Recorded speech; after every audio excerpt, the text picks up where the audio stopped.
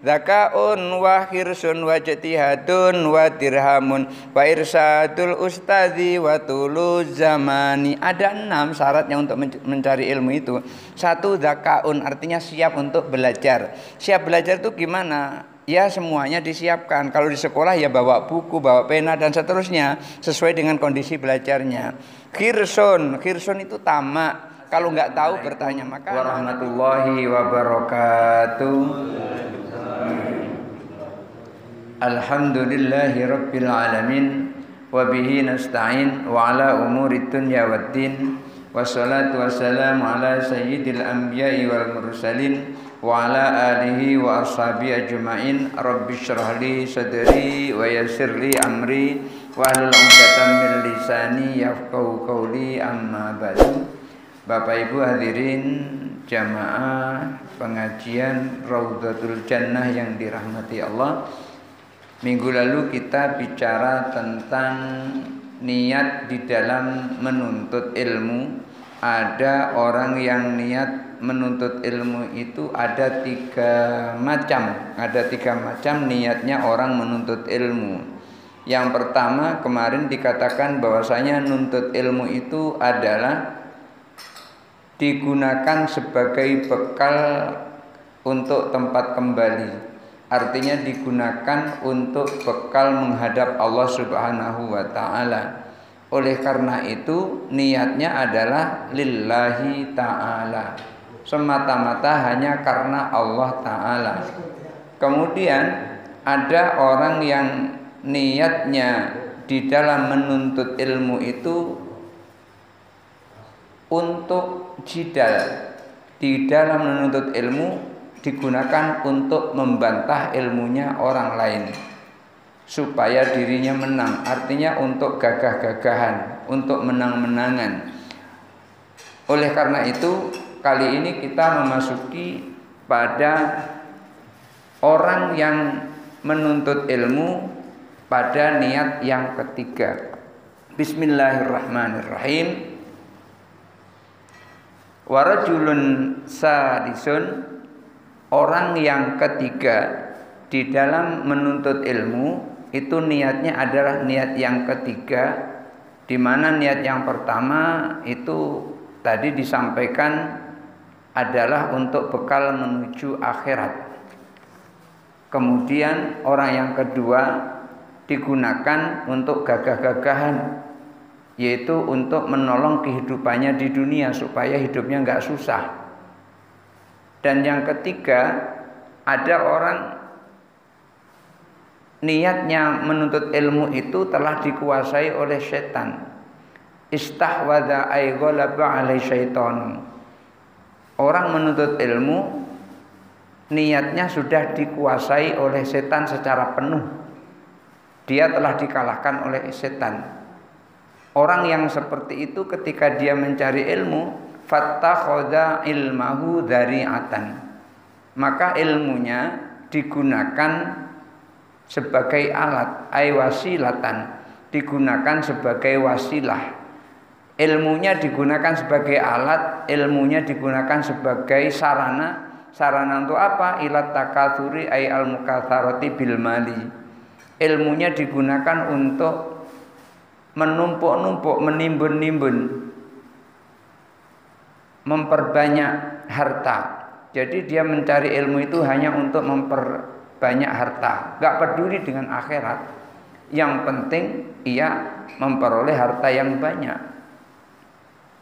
Di samping ia memperoleh harta yang banyak, wattafakhuri ay al-mubahati bil jahi, ia menuntut ilmu digunakan untuk sombong-sombongan, untuk megah-megahan, gagah-gagahan, untuk bangga-banggaan dengan kedudukan. Karena orang yang punya kedudukan itu pasti orang yang telah menuntut ilmu. Belum pernah saya melihat ada bupati nggak pernah sekolah gitu. Tamat SD tidak gitu, kemudian terus jadi bupati, belum pernah. Ya paling tidak kalau jadi bupati itu ya tamat SMA lah, atau kalau tidak dia tamat S1. Dan bahkan ada bupati yang sudah tamat S3 dan sudah profesor, itu ada. Tapi kalau niatnya dia sekolah untuk itu, maka itu adalah niat yang salah. Kenapa? Karena niatnya menuntut ilmu itu untuk sombong-sombongan, untuk gagah-gagahan supaya dilihat oleh orang, wah. Sehingga pada saat tampil disebut,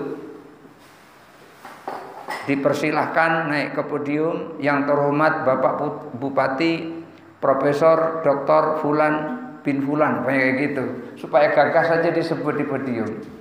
Maka ilmu yang seperti itu tidak ada gunanya sama sekali, kecuali hanya dipandang oleh orang sebagai orang yang gagah dengan gelar yang disandangnya. Wa ta'azzuzi ay sayruratil quwwati.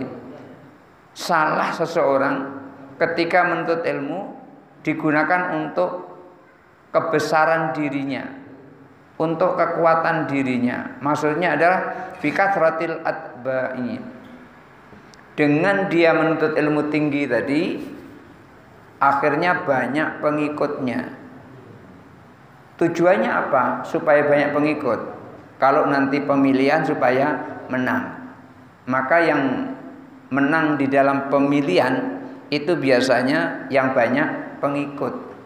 Kalau sedikit pengikutnya biasanya kalah. Kalau tujuannya seperti itu, maka salah besar orang yang seperti itu. Dia menggunakan ilmunya digunakan untuk keperluan dunia saja, tidak digunakan untuk keperluan akhirat.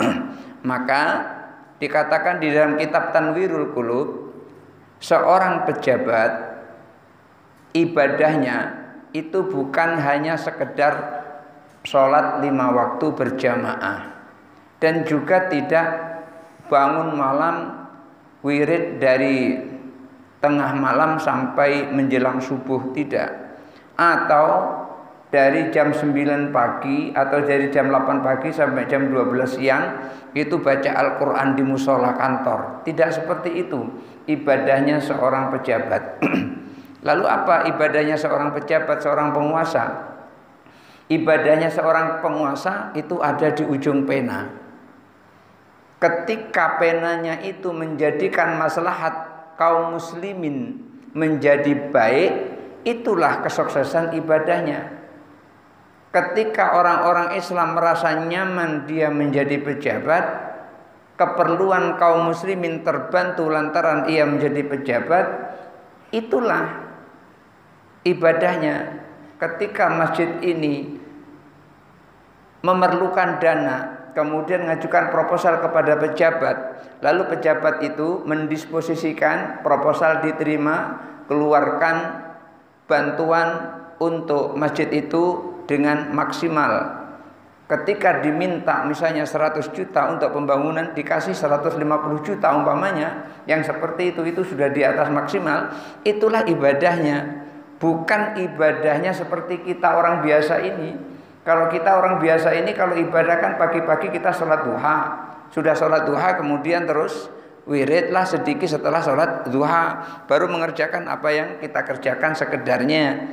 Tapi kalau pejabat tidak seperti itu ibadahnya. Tidak baik seorang pejabat itu selama siang dia zikir, selama malam dia sholat. Siangnya dia puasa, malamnya dia sholat malam, enggak berhenti-berhenti, sehingga masyarakatnya tidak terpikirkan sama sekali. Yang seperti itu bukan ibadahnya seorang pejabat. Itu dijelaskan di dalam kitab Tanwirul Qulub. Maka ibadahnya kita masyarakat biasa dengan ibadahnya pejabat itu berbeda. Jadi jangan sampai kita menyamakan kita dengan bapak-bapak pejabat itu. Jadi kita bilang kita nih setiap malam sholat malam. Mana bapak pejabat itu enggak sholat malam? Padahal ibadahnya dia adalah malam berpikir bagaimana caranya mensejahterakan masyarakatnya. Itu ibadahnya. Ketika pada saat dia senggang di harinya, di malam harinya, dia tidak sholat sunnah, dia tidak sholat tahajud, tapi dia berpikir di mejanya di rumah, meja khusus untuk belajar, meja untuk kerja, untuk berpikir ke depan, maka itulah ibadahnya. Akhirnya dia punya konsep dan konsep itu diterapkan sehingga anak buahnya bisa melaksanakan apa konsepnya itu. Nih jalan misalnya Multatuli ini harus diaspal, umpamanya kayak gitu, karena jalannya sudah buruk. Ini jalan ini banyak sekali polisi-polisi tidurnya, sehingga banyak orang-orang yang terganggu dengan polisi tidur itu. Sampai-sampai orang punya kata-kata seloroh, polisi itu tidur saja udah ganggu, apalagi melek itu. Ada yang ngomong kayak gitu, tidur aja ganggu orang lewatnya, apalagi melek gitu kan. Ini polisi tidur, ini polisi tidur nih, banyak polisi tidur nih, ganggu khususnya orang-orang yang punya usaha galon. Asal lewat situ galonnya terloncat karena melewati polisi tidur itu. Akhirnya dia kasih aturan, polisi tidur boleh tapi dengan syarat ketentuan ini umpamanya begitu. Maka inilah ibadahnya seorang pejabat, beda dengan ibadah kita. Ibadah kita tidak memikirkan nasib orang, tapi ibadahnya pejabat itu memikirkan nasib orang. Itulah kenapa Umar bin Khattab ketika dia membuat keputusan, sebelumnya dia sampaikan, kalau apa yang aku lakukan salah, harap aku ditegur. Minta ditegur seorang pejabat ini. Sehingga pada saat itu ada seorang Yahudi yang rumahnya mau digusur oleh gubernur Mesir, mau digusur itu. Ketika mau digusur, seorang Yahudi ini berpikir, ini kan baru gubernur, belum pimpinan tertinggi. Saya mau carilah pimpinan tertingginya, istilahnya itu naik banding lah kira-kira gitu. Akhirnya dicarinya Umar bin Khattab ini. Di dalam perjalanannya ketemulah dengan seorang, ya sebetulnya Umar bin Khattab sendiri. Dia lagi di tempat padang yang luas. Lalu dia bertanya, saudara, apakah saudara kenal dengan Umar bin Khattab? Ya, saya kenal. Lalu di mana istananya Khalifah Umar bin Khattab itu? Istananya sangat megah. Di atasnya adalah langit, di bawahnya adalah bumi. Ternyata nggak punya istana dia. Kayak lagunya Rhoma Irama itu, lagu gelandangan itu. Jadi atapnya adalah langit, lantainya adalah bumi. Ternyata seperti itu. Kemudian Anda kenal? Ya, saya kenal. Di mana dia berada sekarang? Sekarang dia berada di depanmu. Gemetar orang tadi itu. Ternyata di hadapannya adalah seorang khalifah yang berbeda sama sekali bentuknya, pakaiannya dengan gubernur-gubernur yang ada di daerah itu. Berbeda sekali. Akhirnya dia bilang, wahai khalifah, aku pengen mengadu. Apa yang akan kau kadukan? Aku punya rumah satu-satunya dan punya sumur satu-satunya, itu adalah warisan nenek moyangku. Itu mau digusur oleh gubernur Syam pada saat itu. Mau digusurnya. Setelah itu Khalifah Umar bilang, kamu pergi ke tempat itu, di situ ada tulang onta. Ambil kamu ke sini. Orang tadi protes, wahai Khalifah, aku di sini mau cari keadilan, bukan untuk cari tulang onta. Ya sudah, laksanakan aja perintahku, bawa ke sini tulang itu. Lalu tulang itu dibawa oleh orang tersebut, orang Yahudi itu, dihadapkan kepada Umar bin Khattab. Umar bin Khattab kemana-mana bawa pedang. Pedangnya itu langsung digariskan ke tulang onta yang kering tadi, digaris lurus gitu. Lalu dibilang, kamu kembali ke tempatmu, bawa tulang yang telah aku garis ini, lalu berikan kepada gubernurmu. Bingung orang ini. Aku kesini mau cari keadilan, justru malah dapat tulang. Tulang itu digaris, suruh dikasihkan. Apa maksudnya ini? Dibilang sama Umar bin Khattab, ya sudah, kamu laksanakan saja.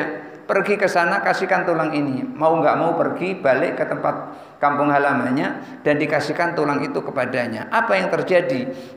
Ini dia sampaikan, ini dari Khalifah Umar bin Khattab. disampaikan tulang itu dan dikabarkan ini dari Khalifah Umar bin Khattab. Apa yang terjadi? Yang terjadi gemetar seluruh tubuhnya. Seluruh tubuh gubernur itu gemetar. Ya hampir saja untung-untung tidak keluar air seninya. Karena ketakutan kan biasanya kencing sendiri gitu biasanya kan. Untung saja nggak keluar.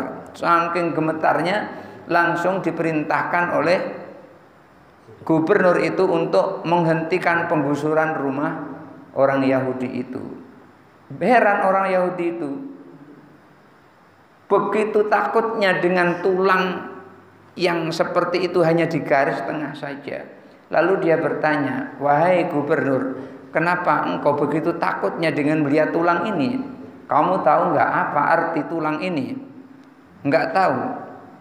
Jelaskan. Tulang ini memerintahkan kepada saya, berlakulah adil kepada masyarakat. Jangan sampai engkau berlaku bengkok kepada masyarakat. Kalau engkau bengkok, maka aku akan luruskan seperti garis tulang ini. Oh, ternyata begitu. Akhirnya apa? Akhirnya orang Yahudi tadi diperbolehkan rumahnya untuk digusur karena mau dijadikan masjid. Lalu orang Yahudi tadi masuklah dia Islam, mengucapkan 2 kalimat syahadat di hadapan gubernur tadi. Asyhadu alla ilaha illallah wa asyhadu anna Muhammadar Rasulullah.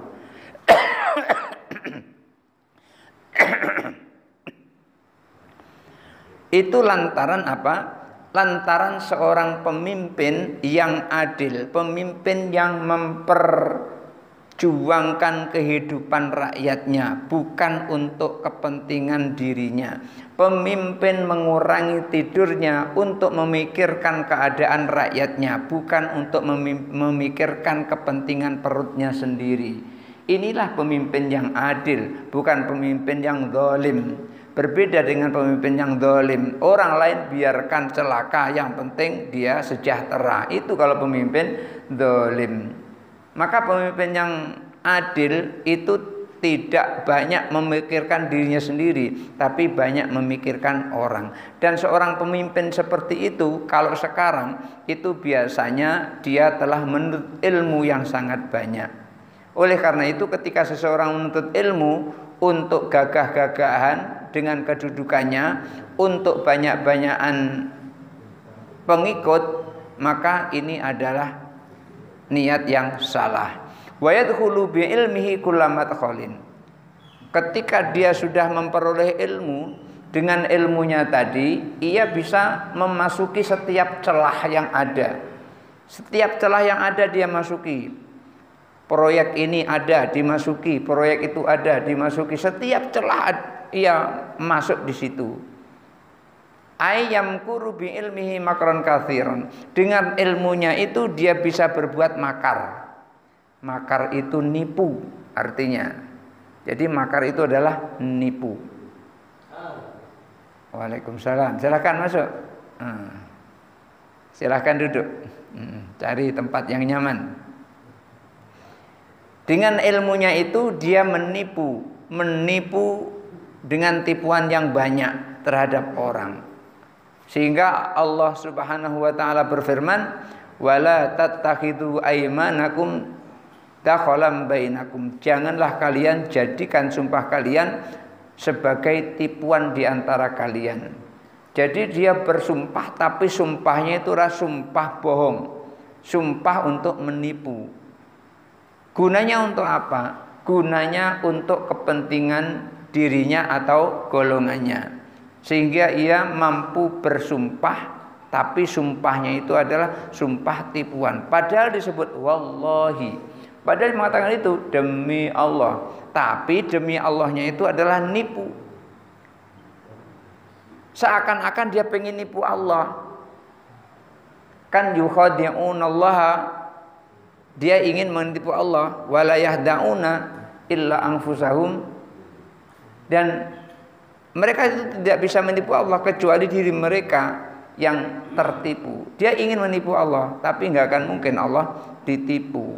Oleh karena itu Allah ingatkan, wala tatakhidu aimanakum dakhalam bainakum. Janganlah kalian mengambil sumpah di mana sumpah itu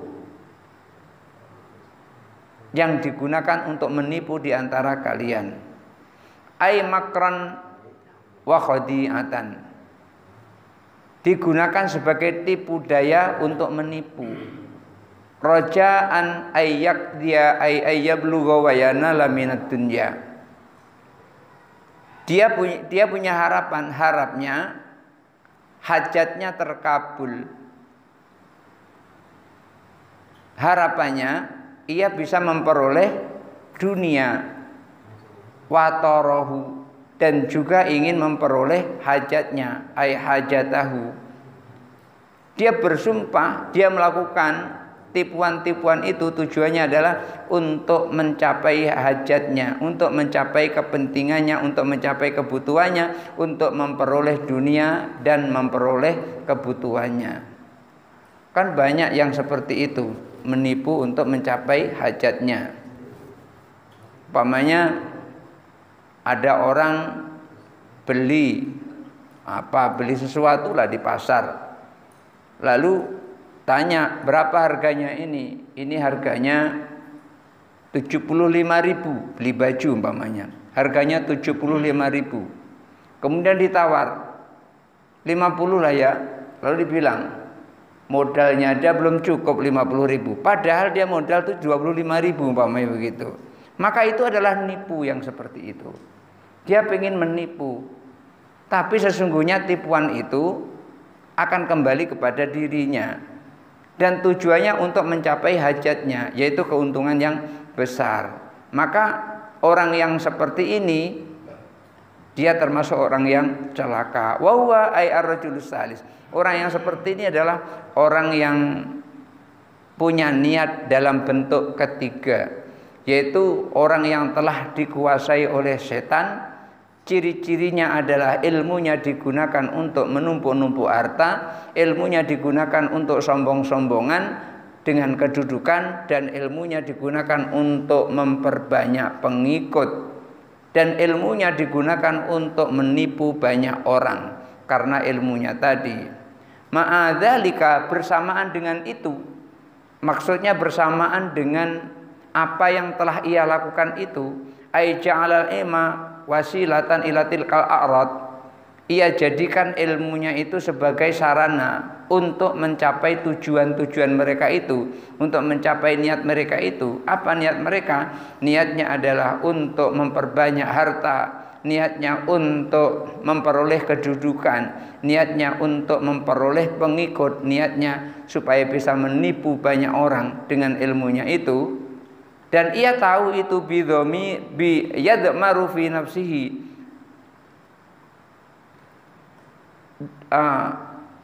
ketika di dalam dirinya tahu kalau nanti begini akan banyak harta, kalau tahu begini nanti akan memiliki kedudukan, kalau begini nanti akan memperoleh banyak pengikut. Ia tahu dalam dirinya, yudmaru fi nafsi, itu tersembunyi di dalam dirinya, ay qalbihi, tersembunyi di dalam hatinya. Ia tahu itu, di dalam hatinya merasa itu. Dia menuntut ilmu tujuannya untuk cari kedudukan, itu tahu dalam hatinya. Jadi ini saya kuliah supaya tinggi kuliah saya, nanti kalau saya selesai kuliah otomatis saya nanti akan memperoleh kedudukan, umpamanya jadi rektor umpamanya gitu, atau jadi ketua perguruan tinggi. Karena syarat untuk jadi ketua perguruan tinggi harus doktor, maka kemudian dia nuntut ilmu. Kalau tujuannya untuk itu, maka itu adalah kesalahan yang fatal. Dan itu terbersit di dalam dirinya, itu tahu itu, di dalam jiwanya tahu itu, di dalam dirinya tahu. Annahu indallahi bimakanatin, ia merasa bahwasanya di sisi Allah ia ada kedudukan, merasa ada kedudukan lantaran apa? Telah belajar pada tingkat tinggi, jadi merasa ada kedudukan di sisi Allah. Qala Syekhuna Yusuf As-Sanbalawini, guru kita Yusuf As-Sanbalawini mengatakan, Yang dimaksud dengan annahu indallahi bimakanatin, bahwasanya di sisi Allah itu punya kedudukan, maksudnya adalah azamatin wartifa'in.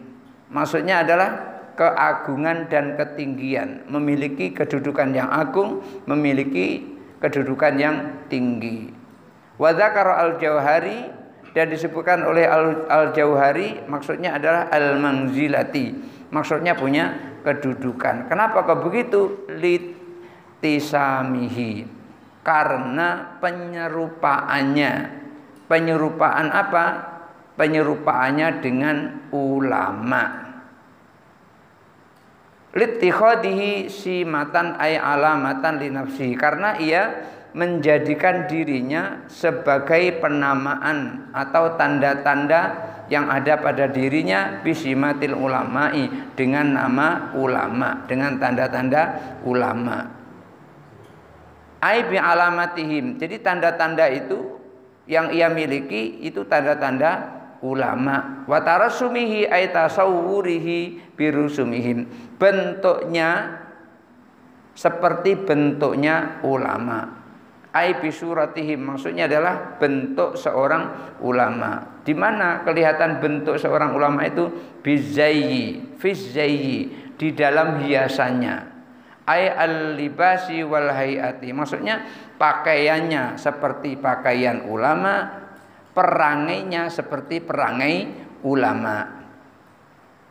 Wa mantiki, dan juga ucapannya seperti ucapan ulama, ay al-kalami, maksudnya adalah pembicaraannya seperti pembicaraan ulama. Jadi orang tadi itu menyerupai ulama, pinter dia ngomong seperti ulama.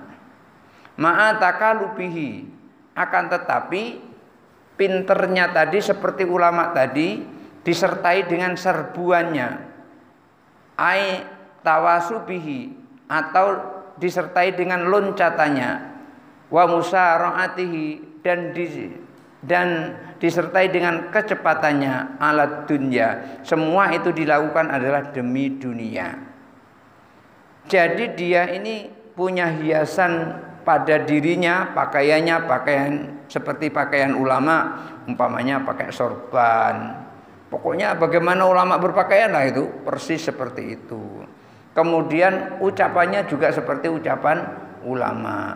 Dan bahkan ada di satu tempat, tidak saya sebutkan tempatnya, ada orang itu kalau tidak belajar dengan dirinya, maka dia sangat benci kepadanya. Misalnya dia melihat bapak-bapak ini belajar dengan saya umpamanya gitu, dan dia melihat itu tidak ditegurnya itu, walaupun kita menegurnya. Ada yang seperti itu, Masya Allah, saya juga heran kok bisa seperti itu. Dan tadinya saya tidak tahu, cuman karena dikasih tahu jadi saya tahu. Pada saat saya ngisi pengajian yang seperti ini, ternyata dia paling banyak bertanyanya. Dan ternyata ketika dia banyak bertanya itu, setelah saya dikasih tahu, oh ternyata isi pertanyaannya bukan tidak tahu tapi nguji. Kan bertanya itu ada 3 macam kan. Pertama, bertanya memang tidak tahu, hukumnya wajib.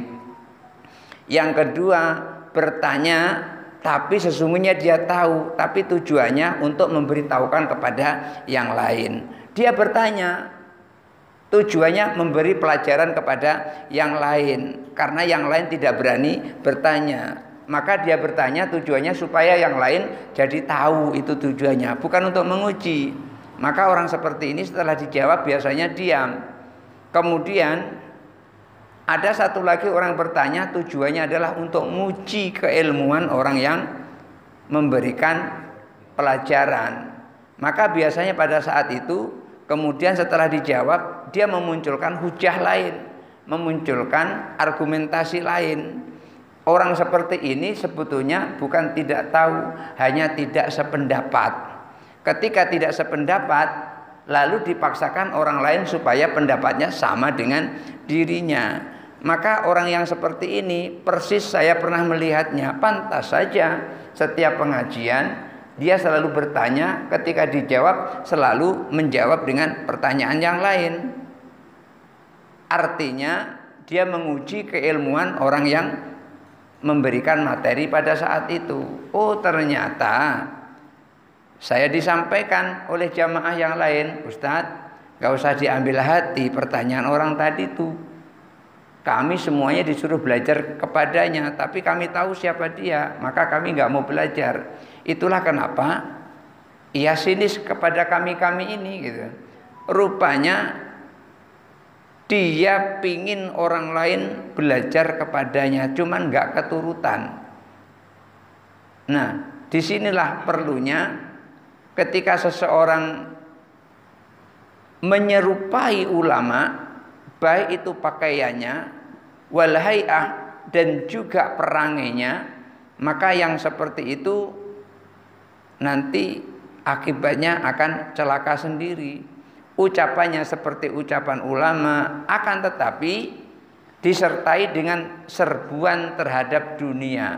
Artinya niatnya sesungguhnya di dalam memberikan pelajaran atau niat dari mendidik itu adalah tujuannya bukan supaya yang diajari paham, tetapi tujuannya adalah untuk dunia semata.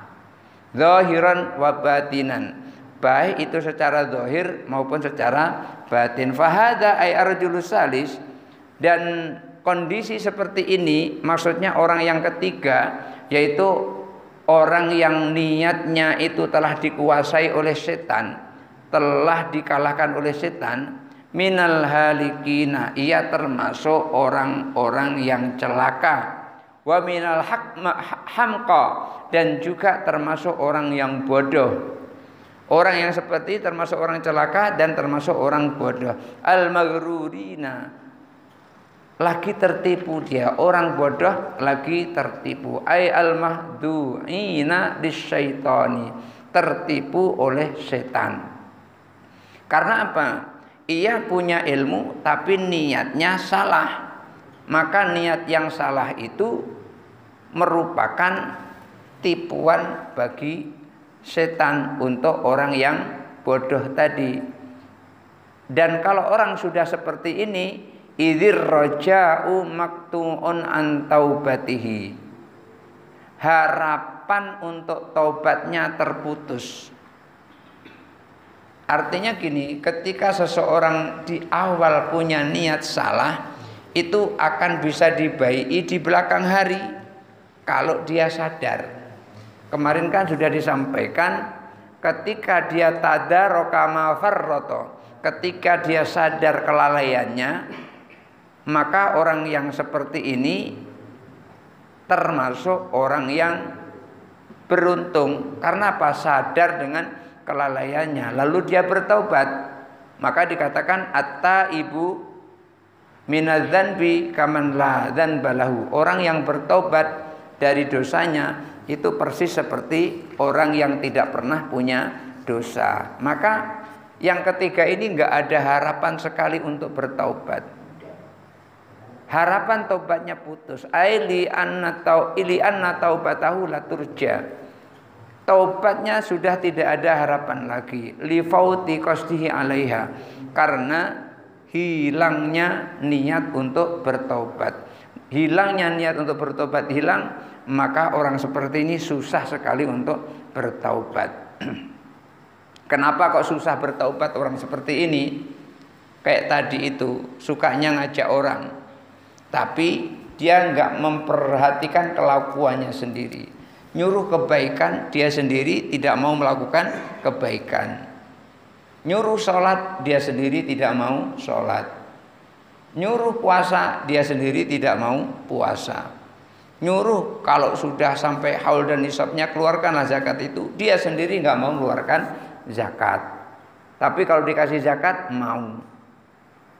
Yang seperti ini, orang seperti itu merasa sudah nyampaikan kepada orang, maka ia merasa lidzannihi annahu minal muhsinin.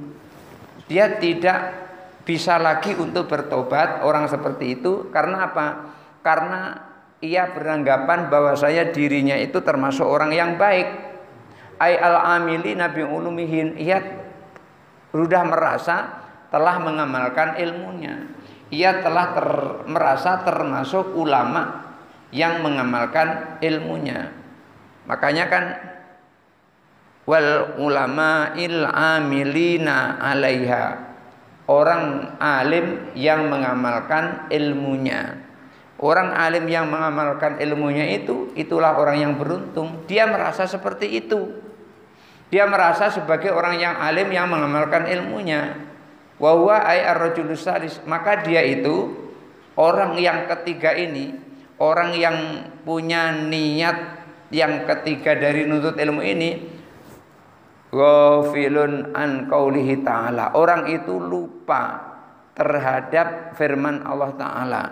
Allah sampaikan, ya ayyuhalladzina amanu lima taquluna ma la taf'alun, hai orang-orang yang beriman, kenapa kamu mengatakan sesuatu yang tidak kamu lakukan?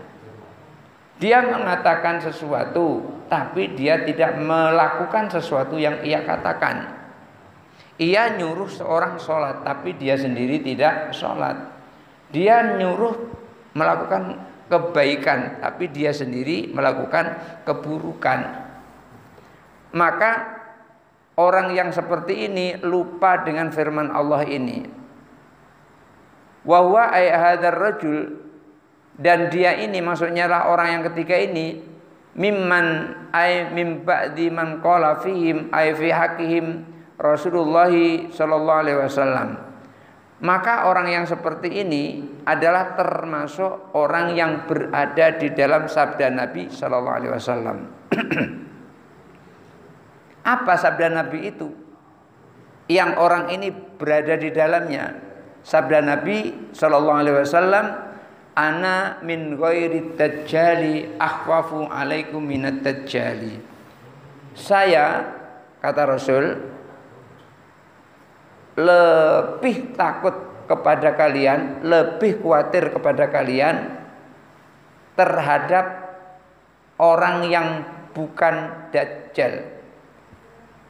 Saya lebih khawatir yang bukan dajjal daripada dajjal. Artinya Rasulullah sangat mengkhawatirkan kepada kita bukan kepada dajjal, tapi lebih khawatir kepada yang bukan dajjal.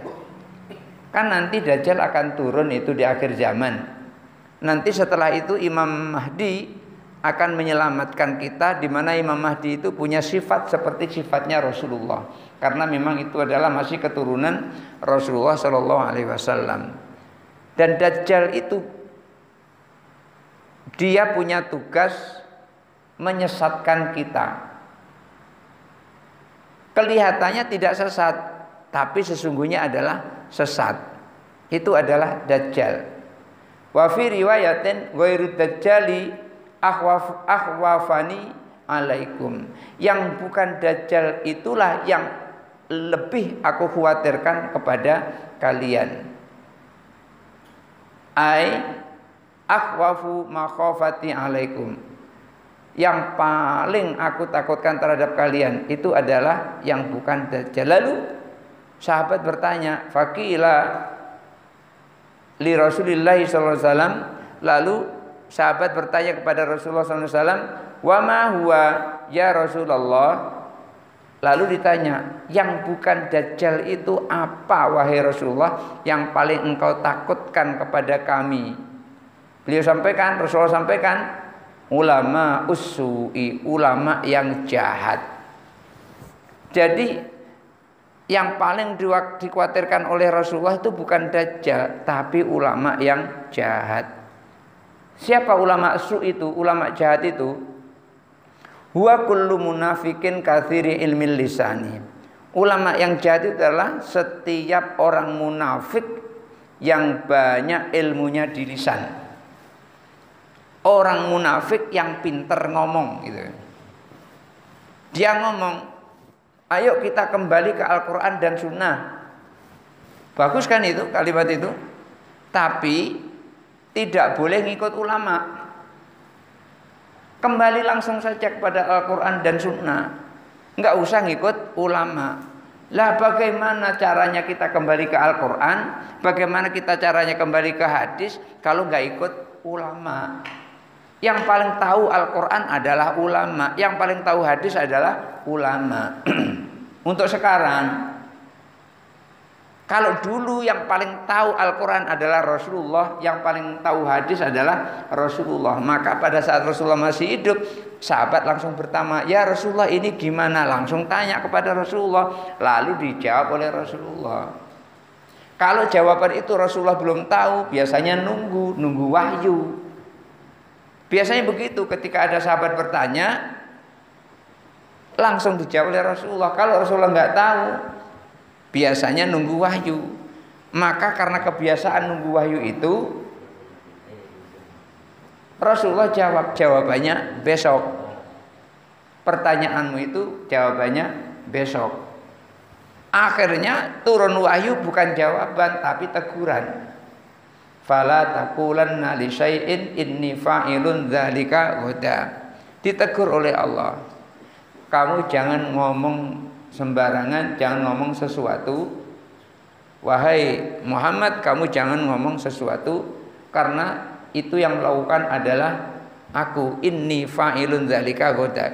Karena yang melakukan itu adalah aku. Besok itu aku yang melakukannya. Artinya Allah yang melakukannya. Oleh karena itu kita diajari Rasulullah, kalau kita mengatakan sesuatu diikuti dengan insya Allah. Besok datang ya insya Allah. Maunya adalah dari kita, tapi ketetapan jadinya atau tidak jadinya itu adalah dari Allah. Karena memang ternyata kita sudah niat betul mau pergi begitu. Itu ternyata pada saat pas mau pergi ada halangan. Ada halangan. Seperti kemarin saya sudah mau pergi ke kondangan. Ternyata Pak Lek saya meninggal. Jadi saya nggak bisa pergi kemana-mana. Terpaksa saya harus pergi ke tempat Pak Lek saya di Sungai Gelam. Karena dikabarkan sekitar jam 10 siang, antara jam 9 dan 10 saya lupa, pulang dari ngisi pengajian malam, pengajian subuh itu dikasih kabar kalau Pak Lek ditumbur motor di depan rumahnya, kencang motor itu sampai kakinya patah itu sampai tulangnya keluar, tulang putihnya itu keluar. Dan Pak Lek itu umurnya kurang lebih sekitar 60 tahun. Ya kurang lebih dengan umur bapak saya 85 tahun. Ya, Pak Lek saya umurnya kurang lebih sekitar 80 tahun. Jadi selama seminggu dia menderita di rumah sakit. Pas ternyata memang Allah tidak panjangkan umurnya karena kakinya patah tadi, udah nggak bisa jalan lagi, terus meninggal. Itulah yang tadinya kita rencanakan ternyata nggak bisa karena memang ada halangan yang lebih penting dari itu. Dan halangan itu banyak ketika Allah memberi halangan itu banyak sekali.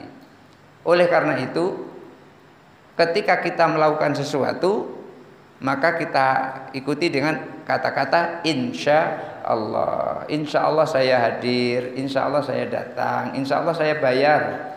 Kalau utang itu wajib dibayar, cuman insya Allah tanggal 1. Ternyata tanggal 1 ada duitnya, cuman ternyata ada keperluan mendadak. Mau nggak mau ditunda pembayaran hutangnya tadi. Maka setiap sesuatu kita ucapkan insya Allah. Itulah kenapa Rasulullah ditegur oleh Allah, fala taqulanna li syai'in inni fa'ilun dzalika ghadan. Jangan ngomong terhadap sesuatu karena itu aku yang melakukannya besok. Maka kita diajarkan oleh Rasulullah, setiap kita berjanji atau melakukan sesuatu kepada orang lain, kita sertakan dengan kalimat insya Allah. Nah, ulama su itu adalah setiap orang munafik yang pintar bicara, jahilil qalbi, hatinya bodoh, wal amali, amalnya bodoh. Dia nyuruh kepada orang kembali ke Al-Quran dan hadis, tapi tidak boleh ikut ulama. Maksudnya langsung kepada Al-Quran fisiknya itu, yang dalam bentuk mushaf, dan hadis dalam bentuk mushaf. Ya orang awam mana paham tentang itu? Tentu tidak akan paham. Ya mau nggak mau ngikut ulama. Inilah kalimatnya bagus tapi menyesatkan. Ini termasuk dari trik-trik Dajjal ingin menyesatkan. Kenapa? Karena Dajjal itu intinya adalah pengen menyesatkan orang. Kalau sudah sesat nanti ada kawannya di neraka. Oleh karena itu hati-hati dengan orang yang seperti itu. Ittaqada ilma khirfatan ya'kulu biha. Orang munafik itu adalah orang yang dia menjadikan ilmunya sebagai profesi untuk dia makan. Artinya dia menjual ilmu untuk dia makan. Artinya apa? Dia berprofesi sebagai guru, dia berprofesi sebagai dosen, dia berprofesi sebagai ustadz, tapi tujuan utama adalah untuk uang, maka itu adalah salah. Lalu gimana supaya tidak salah? Niatnya adalah lillahi ta'ala, sebagai guru mengajar murid supaya muridnya bisa paham kepada Allah. Sebagai dosen, mahasiswanya bisa paham terhadap Allah. Sebagai ustadz mengajarkan pengajiannya supaya paham kepada Allah. Maka itulah niat yang benar, itu adalah ikhlas. Jadi ilmunya bukan semata-mata untuk dunia, tapi ilmunya adalah untuk akhirat. Maka Bapak Ibu jangan heran kalau ada orang nanam padi, biasanya rumputnya ikut tumbuh. Ada melihat seperti itu. Nanam padi, rumputnya tumbuh. Artinya ketika orang itu melakukan amalan untuk akhirat, dunianya biasanya ikut. Jarang sekali ada orang nanam rumput, kemudian terus kanan kiri rumput tumbuh padi. Belum pernah saya ngelihat. Cobalah sesekali Bapak tanam rumput di depan rumah itu, ada nggak padinya di situ? Nggak ada. Coba Bapak pergi ke Umo, pergi ke sawah, kemudian tanam padi. Itu nanti kanan kirinya akan tumbuh rumput. Dan bahkan rumput itu sering dicabuti karena ganggu padinya kalau sudah terlalu banyak. Kalau 1-2 nggak apa-apa. Tapi kalau sudah terlalu lebih banyak daripada rumputnya daripada padinya, maka padinya akan kecil. Kalau banyak rumputnya, padi jadi kecil. Tapi kalau rumputnya sedikit, itu padinya jadi besar. Dan kami dulu di kampung itu biasanya ada semacam kayak kaki gitu. Tapi kaki itu dikasih, kalau kita refleksi itu kan di atas ya. Tonjolannya di atas, ini tonjolannya di bawah. Jadi ada garuknya itu, dipasang paku di bawahnya itu. Dan kita cuman garuk-garuk gini aja di sela-sela padi itu, supaya rumputnya ya walaupun tidak mati total, paling tidak berkurang begitu, supaya padinya besar. Maka diibaratkan seperti itu. Maka orang yang menggunakan ilmunya semata-mata untuk dunia itu adalah salah. Wa abhatan yata'azzaju biha, menggunakan ilmunya semata-mata untuk berbangga-banggaan supaya dirinya terasa besar, itu juga salah. Yad'un nasa ilallahi, orang seperti itu mengajak manusia kepada Allah. Wa yafirruhu wa minhu, dia lari dari situ. Dia ngajak orang sholat tapi dia tidak sholat. Dia azan, Allahu Akbar, azan. Selesai azan dia balik. Orang belum sholat.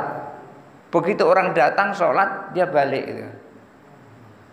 Ini orang yang salah. Apa dia gunakan? Mengajak orang kepada kebaikan. Maka orang yang mengajak itu akan memperoleh pahala sebanyak orang yang diajak, tanpa mengurangi pahala orang yang diajak tadi. Dia mengharapkan pahala dari orang itu. Dia memang betul, begitu azan 10 orang yang datang, maka ia memperoleh pahala 10 orang itu tanpa mengurangi pahalanya orang itu. Tapi ketika dia nggak mau sholat, hanya azan saja, itu juga perbuatan salah. Mestinya dia azan, dia juga ikut sholat. Sholatnya muazin yang sendirian dalam artian dirinya muazin itu berjamaah dengan imam, di sebelah kanan kirinya ada 10 orang, maka ia memperoleh pahala sebanyak pahala 10 orang itu kepada dirinya tanpa mengurangi pahalanya. Itu muazin. Saya belum pernah melihat hadis imam itu pahalanya lebih besar daripada muazin. Oleh karena itu kalau mau cari pahala, ya azan.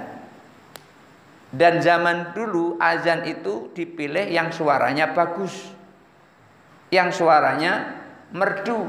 Makanya Bilal disuruh oleh Nabi untuk azan. Walaupun kalimat azan itu yang mendapatkan bukan Bilal. Jadi Allahu Akbar itu bukan Bilal yang mendapatkannya dan bukan Nabi yang mendapatkannya. Itu yang mendapatkan adalah sahabat Nabi. Sahabat Nabi pada saat itu dia bermimpi. Karena pada saat itu Rasulullah pernah menyampaikan kepada sahabat. Begini Rasulullah sampaikan, dikumpulkan kaum muslimin itu. Musyawarah. Bagaimana caranya kita mengumpulkan orang ya supaya sholat bersama-sama. Lalu ada yang angkat tangan, ya Rasulullah pakai lonceng. Rasulullah sampaikan, lonceng tidak bagus buat kita karena itu punyanya Nasrani. Pakai api ya Rasulullah, dihidupkan api. Kalau zaman sekarang kayak tahun baru itu banyak ya kembang api, petasan. Lalu disampaikan Rasulullah, jangan api, itu punyanya Majusi. Kemudian pakai trompet ya Rasulullah, gitu tanda masuk kita sholat. Jangan itu adalah miliknya orang Yahudi. Jangan ngikut-ngikut itu. Man tasabbaha biqaumin fahuwa minhum. Siapa yang menyerupai satu kaum maka dia termasuk bangsa kaum itu. Lalu pada saat itu ada seorang sahabat itu bermimpi malamnya. Mimpi ketemu orang itu jual lonceng. Lalu dipanggil, bapak sini, aku mau beli lonceng. Untuk apa kau beli lonceng? Untuk memanggil orang sholat. Lalu orang tadi nyampaikan, maukah kamu aku tunjukkan bagaimana caranya memanggil orang untuk sholat? Lalu sahabat tadi mengatakan, ya saya mau.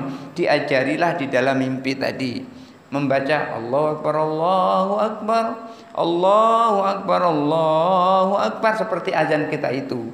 Dihafalnya. Lalu pagi-pagi itu orang ini nemui Rasulullah, ya Rasulullah, tadi malam aku mimpi begini untuk memanggil orang. Lalu disampaikan, kalau gitu sampaikan kepada Bilal supaya Bilal yang mengumandangkannya, karena suara Bilal adalah bagus. Ketika diucapkan oleh Bilal, dikomandangkan oleh Bilal bin Rabah pada saat itu, Umar bin Khattab ternyata juga mimpi yang sama dengan sahabat tadi ini. Mimpi yang sama. Lalu Umar bin Khattab, loh, itu suara itu seperti mimpiku tadi malam. Maka kalimat azan itu bukan Rasulullah yang ngajarkan, tapi sahabat yang bermimpi kemudian disampaikan kepada Rasulullah, lalu Rasulullah mengiyakan. Itulah yang disebut dengan hadis takriri, ketetapan Rasul, ketetapan Nabi. Kan hadis itu ada 3. Pertama qauli, kedua af'ali atau fi'li, yang ketiga takriri. Pertama qauli, contohnya sallu kama ra'aitumuni usolli, salatlah kalian sebagaimana kalian melihat aku salat. Kemudian hadis af'al atau hadis fi'li, begitu ada perintah Rasulullah salatlah kalian seperti kalian melihat aku salat, kemudian Rasulullah praktekkan salat itu. Maka cara prakteknya salat itu, itulah disebut dengan hadis fi'li. Dan banyak yang lain, tidak hanya itu hadis fi'li itu. Kemudian yang ketiga takriri, hadis takriri, ketetapan Nabi. Contohnya itu tadi, ketika sahabat mengatakan, ya Rasul, aku tadi malam mimpi seperti ini. Kemudian Rasulullah nyuruh kepada Bilal untuk melakukan apa yang dimimpikan itu disebut hadis takriri, disetujui oleh Rasulullah. Atau ketika Bilal melakukan sholat wudhu, di mana ini adalah idenya Bilal, sholat wudhu, tapi Rasulullah nggak melarangnya, itulah juga termasuk dengan takriri, ketetapan Rasulullah Shallallahu Alaihi Wasallam. Jadi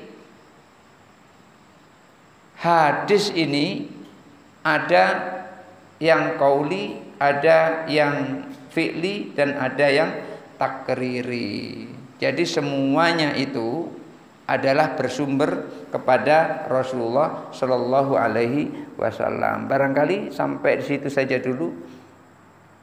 Kalau ada yang bertanya dipersilahkan. Ada 3 tingkatan untuk menuntut ilmu. Yang pertama, menuntut ilmu itu adalah lillahi ta'ala.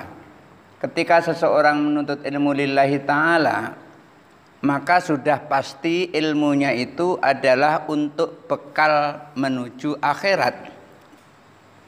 Artinya setelah dia punya ilmu, dia amalkan ilmu itu. Maka ketika seseorang punya ilmu tapi dia tidak amalkan ilmunya itu, berarti ilmunya bukan lillahi ta'ala. Dia menuntut ilmu bagaimana caranya sholat. Setelah dia pinter, dalil-dalilnya, dalil takbiratul ihram tahu, dalil doa istiftah tahu, dalil baca surah Al-Fatihah tahu. Umpamanya la sholata liman lam yaqra bi umil kitab, tidak sah seseorang sholat kalau tidak baca surah Al-Fatihah. Maka kalau ada orang sholat tidak baca surah Al-Fatihah, maka sholatnya tidak sah, batal sholatnya. Dia tahu itu. Ketika dalil tentang ruku', bagaimana ruku' yang benar, dia tahu. Setelah tahu dalil-dalil dari sholat itu dari awal sampai akhir sampai salam, dan bahkan dikatakan ketika sebelum salam dia katakan, setelah tahiyat akhir, seyogyanya seorang itu kalau sholat, dia berdoa berlindung kepada Allah dari 3 hal. Allahumma inni a'udzubika min adzabil qabri wa min adzabin nar wa min fitnatil mahyaya wa mati wa min fitnatil masiihid dajjal. Bukan 3 hal, 4 hal. Hendaknya ketika di akhir sholat innaka hamidum majid, itu berdoa kepada Allah dari 4 hal ini. Dan juga berdoa kepada Allah seperti doanya Sayyidina Ali, yaitu doanya Allahumma ighfir lima qaddamtu wa ma akhartu wa ma alantu wa ma asartu antal muqaddimu wa antal muakhiru la ilaha illa anta. Dia tahu semua dalil-dalilnya itu, tapi dia enggak sholat. Sudah tahu tapi enggak sholat. Maka orang yang seperti ini nuntut ilmunya bukan lillahi ta'ala. Siapa contohnya? Contohnya seperti zaman dulu orang Belanda namanya Senok Ogranya. Pernah dengar itu? Senok Ogranya itu apal Al-Quran itu. Hadis apal, Al-Quran apal. Yang dia tekankan itu hadis ad-dunya sijnul mu'minin. Dunia itu adalah penjara buat orang mukmin. Jadi kalau orang mukmin itu di penjara ya jangan neko-neko gitu, jangan aneh-aneh, nurut namanya orang penjara itu. Nggak usah melawan-melawan, namanya juga di penjara kan. Ya itulah yang digunakan Senok Ogranya untuk melumpuhkan kaum muslimin yang ada di Jambi ini. Karena Senok Ogranya kan kabarnya ada di Jambi sini, untuk menjajah Jambi sini. Nah, orang yang seperti itu nuntut ilmunya, dia belajar Al-Quran itu sampai dia hafal Al-Quran 30 juz, hafal banyak hadis, tapi digunakan untuk keperluan dunia ini, bukan untuk keperluan akhirat. Dulu pernah ada, zaman kami masih mondok di pondok pesantren, itu ada seseorang ngirim anaknya ke pesantren untuk mempelajari agama. Tujuannya adalah nanti untuk menyerang Islam. Dia orang Kristen. Dia belajar agama di pondok, tujuannya adalah untuk menyerang Islam. Itu ada terjadi di Pondok Pesantren Wali Songo dan juga di Pondok Pesantren Gontor. Tapi akhirnya setelah dia tahu tentang Islam ini, dia banding-bandingkan dengan kitab yang dia bawa sebelumnya, yang dia kuasai sebelumnya. Ternyata begitu tamat dari pondok, bukan nyerang Islam, tapi justru malah masuk Islam. Marga di belakangnya itu Nababan. Marga di belakangnya itu Nababan. Dan marga yang paling aneh itu Nababan itu. Kenapa aneh? Dibaca dari depan juga Nababan, dibaca dari belakang juga Nababan. Sama-sama Nababan. Coba Bapak tulis kalimat Nababan, baca dari depan, baca dari belakang. Sama itu. Dari depan juga Nababan, dari belakang juga Nababan. Sama. Tujuan awalnya orang yang ngirim itu seorang pastor, seorang pendeta mengirim supaya ia mempelajari Islam kemudian untuk menyerang Islam. Ternyata balik selesai dari dia belajar di Gontor, malah dia jadi ustadz dan dia tidak lagi dalam agamanya yang lama. Tapi cukup lama dia di pondok itu sebagai seorang Kristen, ngaku-ngaku Islam, dan dikatakan di situ sama sekali dia tidak bisa baca Al-Quran. Maka dia belajar baca Al-Quran di pondok itulah. Dia belajar bahasa Arab di pondok itulah. Dia belajar bahasa Inggris di pondok itulah. Kalau bahasa Inggris barangkali sudah dari awalnya dia bisa. Tapi belajar bahasa Arab itu dari pondok itulah, karena pondok modern itu seperti Gontor, Wali Songo dan yang lain-lain itu yang jadi ikon depannya adalah bahasa Arab sama bahasa Inggris. Tapi hari-harinya itu ya bahasa Arab dan bahasa Inggris, tidak pakai bahasa Indonesia. Kecuali hanya malam Jumat untuk pidato bahasa Indonesia, belajar ceramah gitu. Tapi untuk hari Kamis siang belajar pidato bahasa Arab, hari ini bahasa Arab, besok bahasa Inggris, begitu. Minggu ini bahasa Arab, minggu besok bahasa Inggris, minggu besok bahasa Arab lagi, minggu besok bahasa Inggris, begitu seterusnya. Maka kalau tamat dari pondok pesantren modern, enggak usah heran, ternyata dia pinter bahasa Arab, pinter bahasa Inggris. Saya punya kawan pintar sekali bahasa Inggris. Setiap hari saya perhatikan dia itu nyanyi dalam bahasa Inggris. Dan ternyata memang dia pintar sekali bahasa Inggris. Saya punya kawan satu kelas itu yang pintar bahasa Inggris itu ada dua. Yang satu Ahmad Mikan, yang satu lagi Nur Hamid, itu pintar bahasa Inggris. Biasanya kalau seperti ini, kalau bahasa Inggrisnya pintar, bahasa Arabnya agak turun. Kalau bahasa Arabnya pinter, bahasa Inggrisnya agak turun. Biasanya gitu. Nggak bisa yang maju bareng kedua-dua itu belum terjadi. Sehingga saya punya kawan namanya Nur Hamid. Itu waktu kuliah jurusan yang diambil dari Fakultas Syariah. Tapi jadi guru. Dan termasuk guru terbaik bahasa Inggris di Jambi ini. Bayangkan, guru terbaik bahasa Inggris di Jambi. Padahal bukan jurusan pendidikan dia. Dia ambil Fakultas Syariah. Jadi ijazahnya itu adalah kalau sekarang itu namanya, kalau dulu masih SAG semuanya. SAG itu SY ini kan, sarjana syariah gitu kan. Tapi bahasa Inggrisnya bukan main pinternya. Pernah dulu ngajar di Pondok Pesantren An-Nur yang jurusan bahasa Inggris kalah fasihnya. Itu kenapa? Karena memang dia berlatih dari awal. Dan dua orang itulah kemarin dari kelas 4, kelas 5, kelas 6 yang satu kelas dengan saya, itu memang pintar orang-orang ini. Pintar. Dan sekarang dia jadi guru di SLB Jambi sini.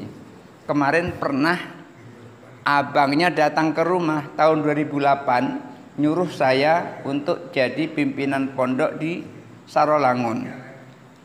Tapi pada saat itu saya belum bisa menerima ajakannya itu. Pak Soleh itu dulu yang ngajak saya.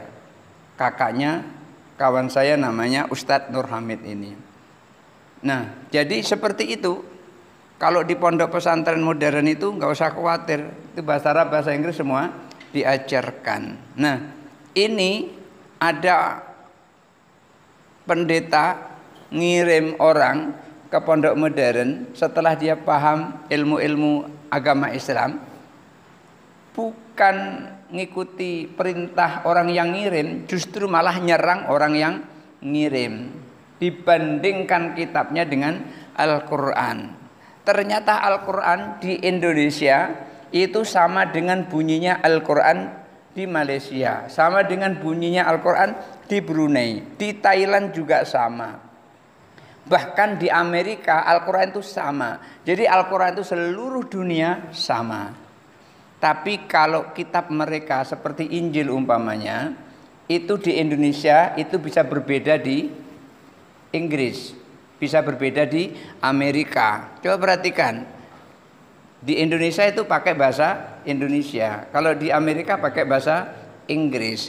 Jadi bahasanya itu berbeda. Kalau Al-Quran di Indonesia ya pakai bahasa Arab, di Amerika pakai bahasa Arab, di Jepang juga pakai bahasa Arab, di Korea juga pakai bahasa Arab. Karena saya pernah bertemu ketika lagi sa'i itu dengan orang Korea, nyebutnya pun dengan bahasa Arab, tidak dengan bahasa Korea. Ketika dia sa'i itu pakai bahasa Arab, tidak bahasa Korea. Bertemu dengan orang Jepang juga begitu. Jadi Bapak Ibu jangan sampai punya pandangan sempit, mah orang Jepang kok umroh. Ada orang Jepang umroh itu karena di Jepang sana ada orang Islam. Di seluruh belahan dunia ini orang Islam menyebar. Maka umat yang paling banyak adalah umatnya Nabi Muhammad Sallallahu Alaihi Wasallam. Dulu pernah ada penelitian, pemimpin tertinggi di dunia ini ternyata walaupun yang nyusun itu bukan orang Islam, ternyata pemimpin tertinggi itu adalah Nabi Muhammad Sallallahu Alaihi Wasallam. Jadi pemimpin dunia urutan tertinggi adalah Nabi Muhammad Sallallahu Alaihi Wasallam. Di negara manapun yang paling banyak itu adalah agama Islam. Artinya yang moderat atau yang lembut itu adalah agama Islam. Jadi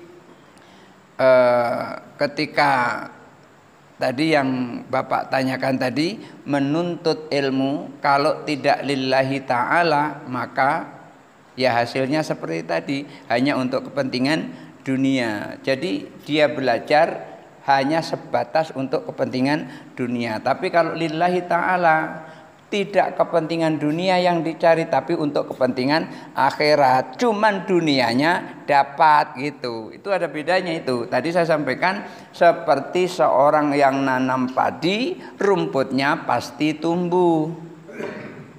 Padinya dapat, rumputnya dapat. Tapi kalau cuma nanam rumput, tidak akan pernah dapat padi. Niatnya dia kuliah, niatnya dia belajar cuman untuk memperoleh pekerjaan, hanya sekedar itu, maka belajarnya itu hanya untuk dapat gaji tiap bulan itulah. Tapi jangan sampai salah, apakah mereka guru-guru, dosen, ustadz yang ngajar itu, yang kemudian tiap bulan digaji, bahkan oleh pemerintah digaji, mereka salah? Tidak, selama niatnya itu bukan untuk dunia. Maka mendidik itu ketika niatnya untuk akhirat, seorang guru tidak rela muridnya melakukan kesalahan dengan melanggar syariat. Umpamanya gini, ketika kita ngajar di SMA, ada murid yang membawa botol minuman keras, umpamanya topi miring, atau terlalu mahal topi miring ya, atau mungkin cap macan lah paling murah itu. Kabarnya cap macan paling murah. Apa yang lebih murah lagi? Saya nggak tahu itu. Karena dulu waktu saya ronda malam di Tanjung Sari, masih ngontrak di sana, itu ada seseorang yang dia campur-campur itu. Ini ada anggur, ini ada topi miring, ada ceper, ini ada macam, dicampur jadi satu. Dicampur. Apa katanya? Sayang katanya. Sayang dibuang katanya. Jadi pergi ke sekolah dia bawa cap macan. Maka seorang guru yang lillahi ta'ala niatnya adalah mendidik mereka supaya menjauhi dari larangan Allah. Maka pada saat itu otomatis cap macannya diambil. Ketika dia marah, bagaimana ngatasi marah? Ya kita guru ya harus lebih banyak strategi daripada dia. Dulu pernah ada waktu saya ngajar di sekolahan muslimat namanya atau YPWI. Ada pernah kenal sekolahan YPWI, Yayasan Pendidikan Wanita Islam. Saya dulu tahun 93 ngajar di sana sambil kuliah ngajar di SMA.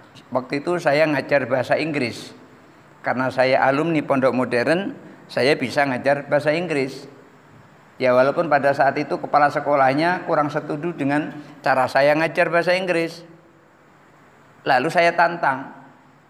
Kalau gini Bu, ini kelas ini ada 2. Silakan Ibu yang 1, lalu saya yang 1. Nanti akhir tahun kita adu murid kita. Kira-kira gitu. Waktu itu kan masih semangat-semangatnya itu. Kita adu murid kita tes bahasa Inggrisnya. Siapa yang mampu berkomunikasi bahasa Inggris. Sampai begitunya, karena itu lagi anget-angetnya waktu itu, baru keluar dari pondok gitu. Jadi ketika kita melihat ada murid kita yang melakukan kesalahan, kita merasa wajib untuk membimbingnya. Tapi kalau hanya karena dunia dia menuntut ilmu itu untuk diajarkan, maka ya biarin saja.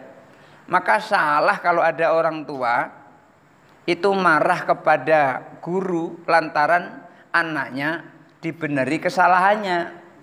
Pernah terjadi dulu pada zaman Imam Syekh Abdul Qadir Jilani masih ngajar waktu itu di sekolahan An-Nidham kalau nggak salah itu. Pokoknya ngajar lah di madrasah gitu. Kalau madrasah itu bahasa kita itu perguruan tinggi kalau sini. Pada saat itu dia punya muridnya cerdas. Tapi lantaran dibisiki oleh sama-sama wali murid, karena melihat anaknya pada saat itu memakan sisanya makanan Syekh Abdul Qadir Jilani. Lalu dikatakan, tuh tengok anakmu itu belajar kepada Abdul Qadir Jailani cuman dikasih sisa makanan. Orang tuanya yang sayang kepada anaknya karena dia merasa banyak duit, marah dia. Akhirnya ditariklah anaknya itu. Ditarik, nggak boleh lagi belajar ke majelisnya Syekh Abdul Qadir Jailani. Apa yang terjadi? Ketika di rumah ditanya, diuji oleh bapaknya, coba kamu hafal ini, hafal. Coba kamu jelaskan tentang ini, soal ilmu fikih, bisa jelaskan. Coba kamu jelaskan ini tentang tafsir, bisa jelaskan. Rupanya dapat ilmu banyak di tempat Syekh Abdul Qadir Jailani itu. Karena muridnya banyak atau karena anaknya banyak memperoleh ilmu dari gurunya tadi, Syekh Abdul Qadir Jailani, maka dikembalikanlah lagi kepada gurunya, Syekh Abdul Qadir Jailani. Apa kata Syekh Abdul Qadir Jailani? Mohon maaf, hidayah anakmu telah ditutupi oleh bapaknya. Apa artinya? Ditolak oleh Syekh Abdul Qadir Jailani. Karena wali murid atau orang tua si murid tadi memfitnah atau menganggap gurunya tidak mampu untuk mendidiknya. Akhirnya ditolak oleh Syekh Abdul Qadir Jailani. Dengan kata-kata, maaf, hidayah anakmu telah ditutup oleh ayahnya.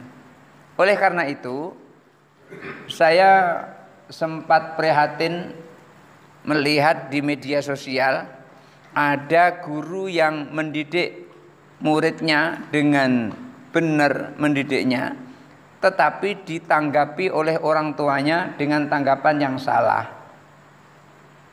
Mungkin maunya adalah supaya viral dan dia naik ratingnya, tapi ternyata dia justru malah dicaci maki oleh banyak orang di media sosial.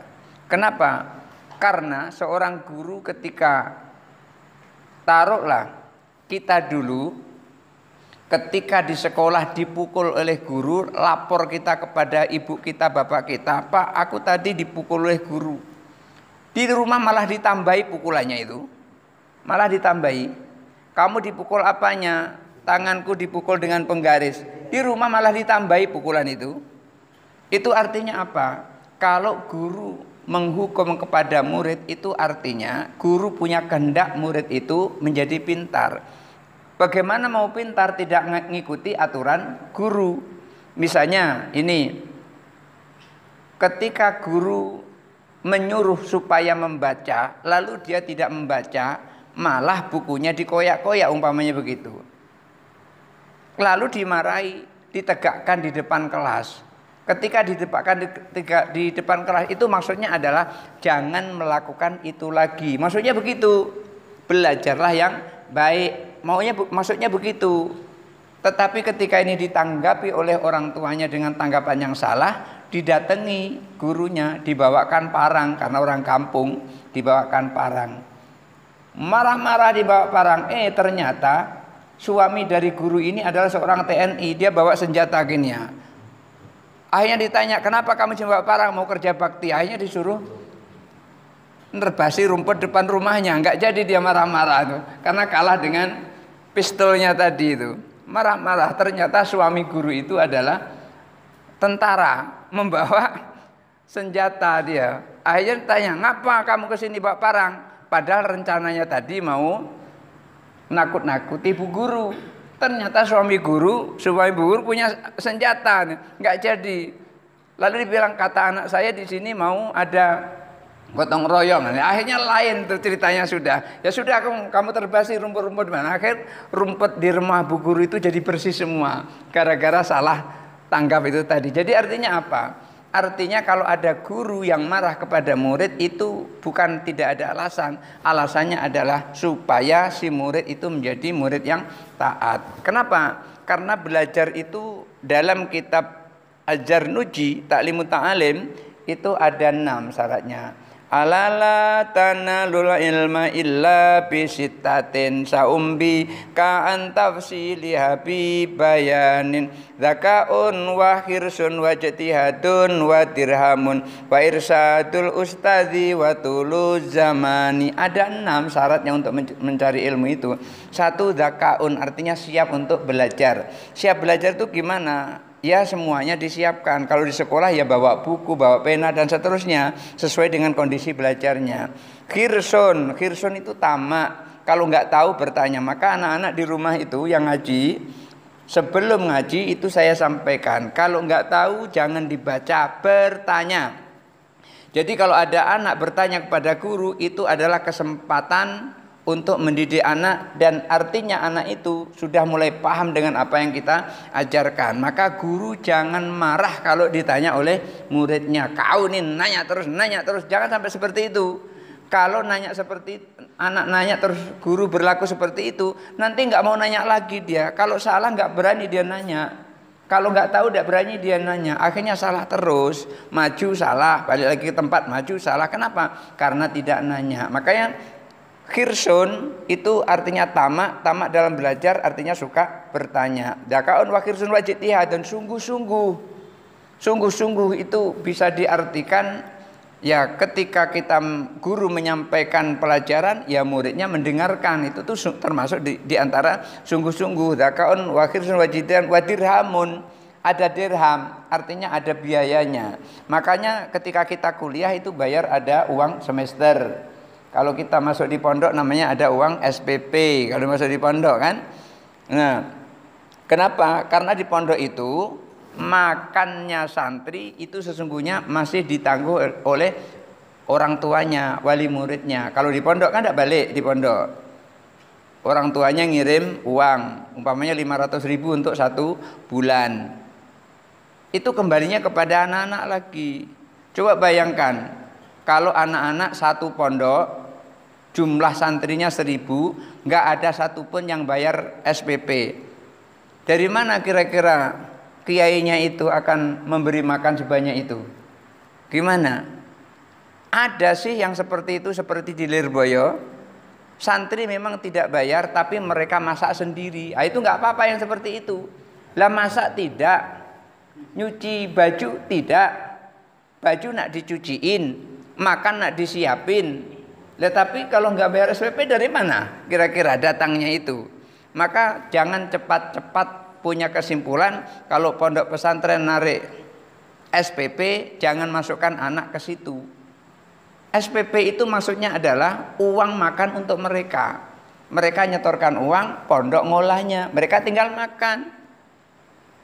Ya, kalau di pondok pesantren Wali Songo itu sudah agak berbeda dengan zaman saya dulu.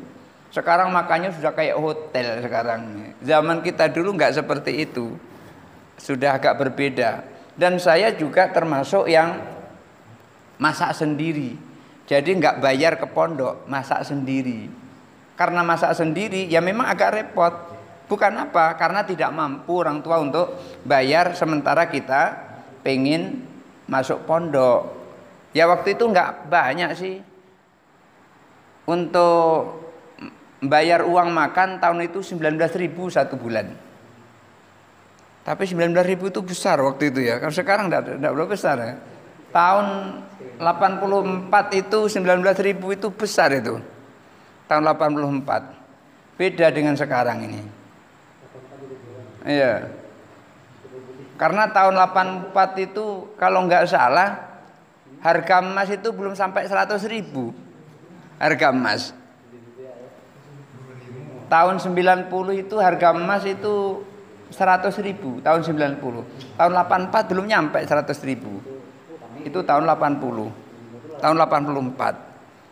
Jadi jangan cepat-cepat menyimpulkan masuk pondok. Kalau pondoknya bayar SPP, jangan masukkan anak ke pondok. Salah itu.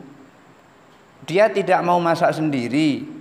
Dia tidak mau nyuci baju sendiri. Baju minta dicucikan orang. Makan minta disiapi tinggal makan. Dari mana? Kecuali di dalam penjara mungkin. Kalau di dalam penjara makan tinggal makan, mungkin baju nyuci sendiri tetap. Nah, ya kalau begitu, kalau makan tinggal makan, jangan masukkan anak ke pondok, masukkan aja ke penjara gitu. Jadi makan tinggal makan gitu kan. Nah, kalau di pondok sesungguhnya uang yang diberikan itu adalah kembali kepada mereka. Dan tentunya juga guru-guru yang di pondok kalau muridnya sampai 10.000 itu nggak mungkin kiai itu ngajar 10.000 sendirian, nggak mungkin. Mesti ada ustadz-ustadz yang lain. Sementara ustadz-ustadz yang lain itu mengorbankan waktunya untuk mendidik anak-anak atau santri-santri itu. Jadi kapan mereka sempat mau bekerja? Ya wajar dong. Kalau ilmunya diterima, waktunya disita, kemudian dapat imbalan. Maka ulama membolehkan ketika seseorang mengajar Al-Quran, kemudian mengambil imbalan dari Al-Quran itu. Dan dulu pernah dicontohkan oleh Nabi, ketika tawanan perang itu ditawan oleh Rasulullah, boleh dibebaskan dengan syarat membayar denda perang. Kalau tidak mampu membayar denda perang, satu orang mengajar 10 anak orang Islam, mengajar baca tulis 10 anak orang Islam. Artinya apa? Sebagai balasan karena ia nggak punya uang adalah mengajarkan anak-anak orang Muslim supaya tahu baca tulisan Arab waktu itu, nggak mungkin tulisan Latin, baca tulis Al-Quran. Yang tidak mau maka harus mengucapkan 2 kalimat syahadat, masuk Islam. Maka tawanan perang pada saat itu ada banyak pilihan. 1, untuk membebaskan diri baca 2 kalimat syahadat. Kalau pintar mestinya begitu. Apa susahnya baca asyhadu alla ilaha illallah wa asyhadu anna muhammadar rasulullah, bebas. Nggak mau gengsi membayar denda perang kepada kaum muslimin. Nggak mau bayar nggak punya duit, ngajarkan anak-anak setiap satu tawanan 10 anak orang Islam. Artinya apa? Ulama mengambil kesimpulan sebagai ganti dari pembebasan perang itu mengajar, artinya ketika mengajar itu boleh mengambil gaji dari mengajar itu. Artinya dibolehkan seperti itu. Tapi bukan semata-mata tujuan mengajar itu adalah uang, bukan semata-mata itu. Akan tetapi itu hanya efek seperti rumput yang tumbuh di sela-sela padi. Niat ikhlasnya padinya tumbuh, kemudian rumputnya juga tumbuh. Maka orang yang ketika dia niat di dalam menuntut ilmunya itu adalah ikhlas lillahi ta'ala, kedua-duanya justru malah dapat. Tapi kalau hanya untuk dunia, akhirnya tidak dapat. Jadi seperti itu Pak Buyung. Barangkali itu saja dulu. Kita tutup dengan sama-sama baca doa. A'udzu billahi minasyaitonir rajim. Bismillahirrahmanirrahim. Allahumma shalli ala sayyidina Muhammad wa ala ali sayyidina Muhammad wa sallim wa radhiyallahu ta'ala an sadatina rasulillah ajmain. Allahumma ighfir lana dzunubana wa li walidayna warhamna kama rabbayana shighara. Allahumma ij'alna mahbubina fi qulubil mu'minina wal mu'minat wal muslimina wal muslimat wa basyirna wa balighna bil ghina ila mi'atin wa 20 sanatan wallahu khairun hafidha wa huwa arhamur rahimin. Allahumma qaribna ila man qaraba ilaika wa ba'idna wa sallimna minadh dhalimin wal ba'ida minka rabbana atina fid dunya hasanah wa fil akhirati hasanah wa qina adzabannar walhamdulillahi rabbil alamin. Barangkali itu saja dulu yang bisa sampaikan malam ini, mudah-mudahan ada manfaatnya. Wassalamualaikum warahmatullahi wabarakatuh.